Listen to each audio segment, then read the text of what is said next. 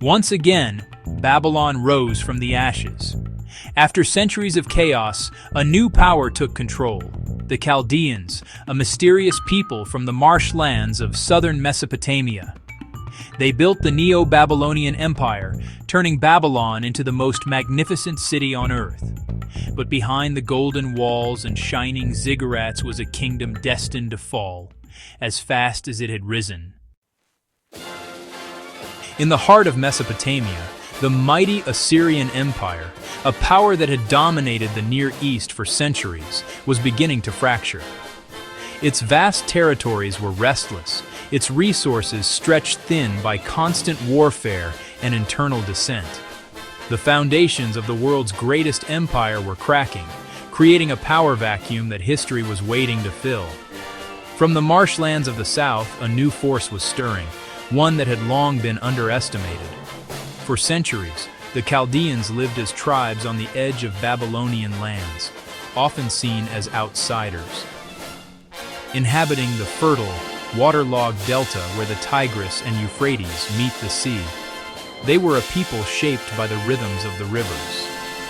While the great cities of Akkad, Babylon, and Nineveh built empires of stone, the Chaldeans navigated the marshes, their lives intertwined with the reeds and waterways.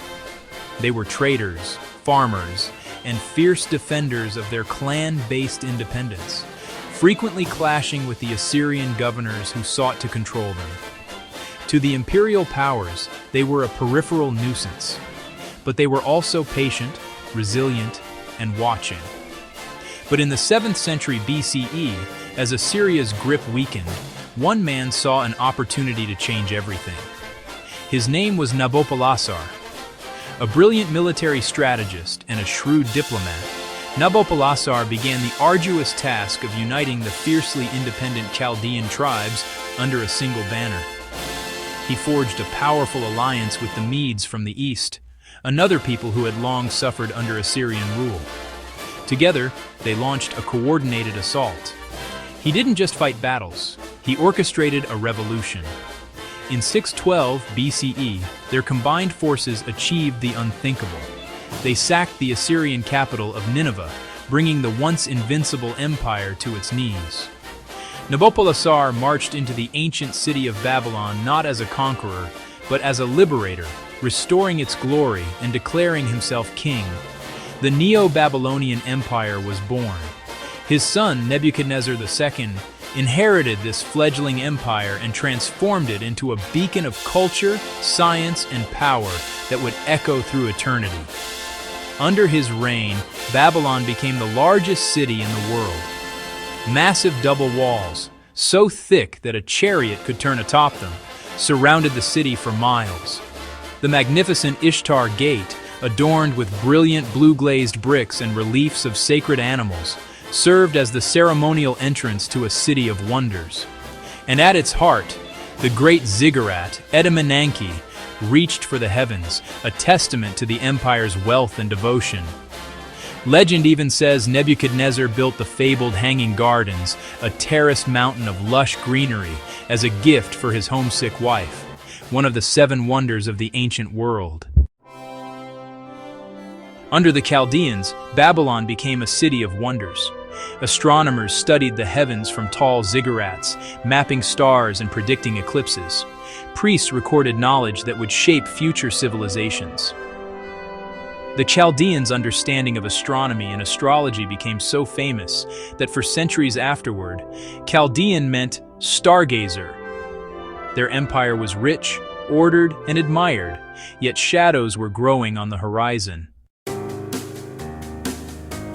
If you love exploring the rise and fall of lost empires and ancient mysteries, don't forget to subscribe. More forgotten civilizations are waiting to be uncovered. Nebuchadnezzar II inherited a kingdom, but he forged an empire. His reign, spanning over 4 decades, was a whirlwind of military campaigns and monumental construction, forever shaping the legacy of Babylon. He was not only a builder, but a relentless conqueror. His military genius was undeniable. Following his father's victory over the Assyrians, Nebuchadnezzar secured Babylon's dominance, pushing his armies west into the Levant. He crushed the Egyptian forces at Carchemish, a decisive battle that established his control over Syria and the surrounding regions. But his conquests didn't stop there. His most infamous campaign was against the Kingdom of Judah. After a series of rebellions, Nebuchadnezzar laid siege to Jerusalem. In 587 BCE, the city fell. He destroyed the sacred Temple of Solomon and exiled thousands of Jewish people to Babylon, an event seared into history as the Babylonian captivity. For those he conquered, his name was synonymous with destruction and despair.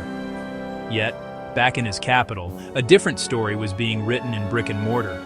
Nebuchadnezzar channeled the immense wealth from his conquests into an unprecedented urban renewal project.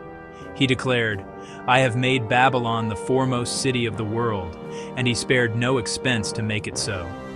He fortified Babylon with immense double walls, so wide that a chariot could turn atop them.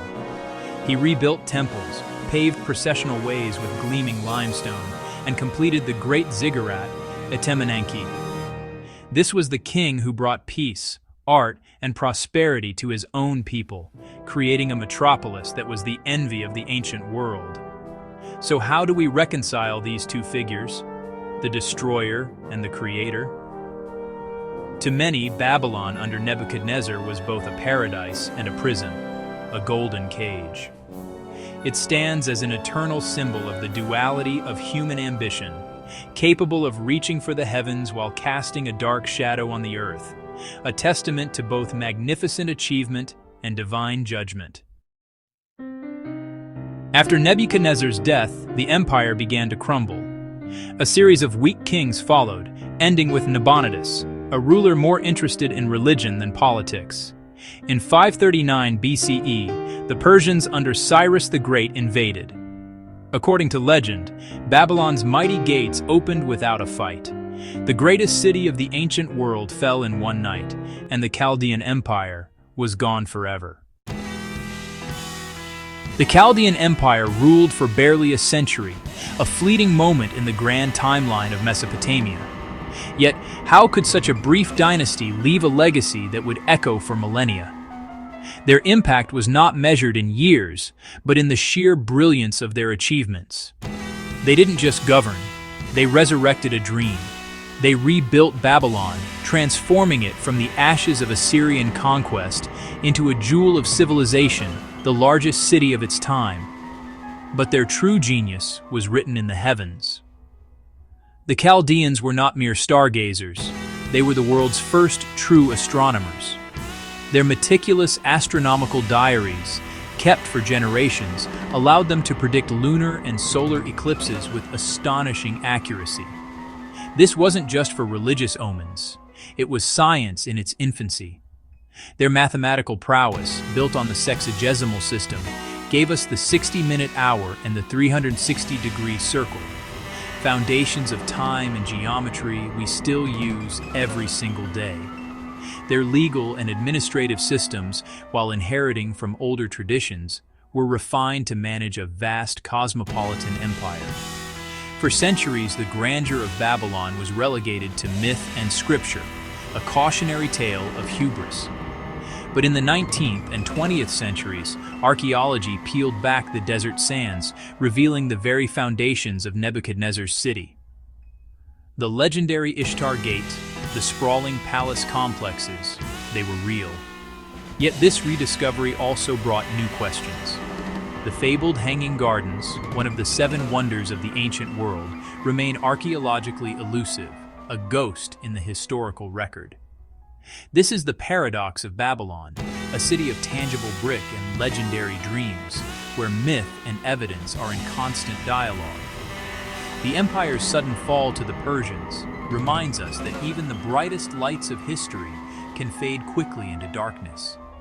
The Chaldeans gave humanity one last spectacular golden age before the old Mesopotamian world disappeared forever, and with it, the final powerful echo of Babylon's eternal dream.